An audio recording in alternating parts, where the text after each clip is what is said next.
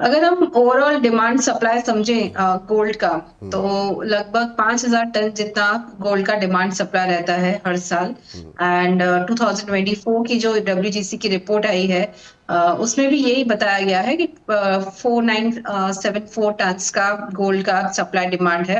And उसमें supply इतनी नहीं बढ़ी है माइन से, पर देखा जाए तो रिसाइकल गोल्ड है, अ, वो उसकी सप्लाई बढ़ गई है, क्योंकि गोल्ड की प्राइसेस लगातार ऑल टाइम हाई पर थी। हुँ, 40 बार न्यू हाईस बनाए थे 2024 में, तो इस वजह से हमने देखा है कि काफी रिसाइकल गोल्ड मार्केट में आया था। तो ऑलमोस्ट हमने देखा कि 135 टन जितना एडिशनल रिसाइकल गोल्ड मार्केट में आया। तो आउट ऑफ 5,000 टन जनरली देखा जाता है कि 3,500 टन टू 3,600 टन का माइनिंग प्रोडक्शन रहता है, और बाकी का 13 से 1400 टन जितना जो देखा जाता है कि रिसाइकल गोल्ड आता है मार्केट में। तो लास्ट ईयर वही हुआ है।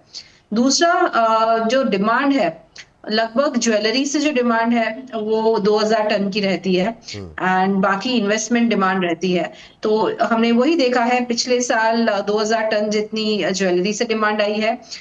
इन्वेस्टमेंट डिमांड जो है वो लगभग 1,200 टन जितनी है, और सेंट्रल बैंक की जो डिमांड है वो लगभग 1,000 टन की है।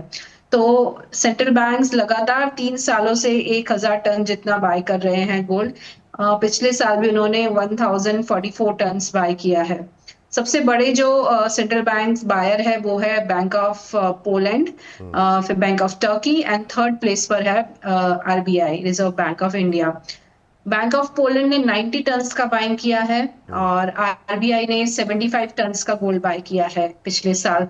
तो जो डी डॉलराइजेशन हो रहा है, डाइवर्सिफिकेशन ऑफ रिजर्व्स हो रहा है सेंट्रल बैंक के रिजर्व्स में, ये एक बहुत ही बड़ा फैक्टर है कि गोल्ड की प्राइसेस को एक रैली पिछले 3 सालों से दे रहा है। एंड इसमें एक एडिशनल और एक पॉजिटिव फैक्टर क्या हुआ है, पिछले साल की ईटीएफ्स ने भी काफी बाइंग की है जी, गोल्ड में। सेकेंड हाफ ऑफ 2024 में, पिछले 3-4 साल से ईटीएफ्स में हम देख रहे थे कि सेलिंग देखी जा रही थी, आउटफ्लोज देखे जा रहे थे, पर पिछले साल लास्ट 6 मंथ्स में इतने इनफ्लोज आए हैं कि उन्होंने ओवरकास्ट कर दिया है आउटफ्लोज को। तो मुझे लगता है ये दोनों factors, ETF buying, central bank buying, और इन्वेस्टमेंट डिमांड, वो भी बहुत ही स्ट्रांग रही है। हुँ, पिछले साल फिजिकल गोल्ड जो बाय किया गया है, गोल्ड बार्स जो बाय किए गए हैं, वो भी बहुत बड़ी मात्रा में बाय किए गए हैं। जो 2023 में आप नंबर्स देखेंगे तो लगभग 780 टन जितना गोल्ड बार्स की बाइंग हुई थी, और पिछले साल ये नंबर है 860 टन, मतलब 80 टन जितना ज्यादा गोल्ड हुँ, बार्स की बाइंग हुई है। तो मुझे लगा ये एक फिजिकल गोल्ड बार्स जो है ये भी बहुत अच्छी डिमांड फैक्टर है।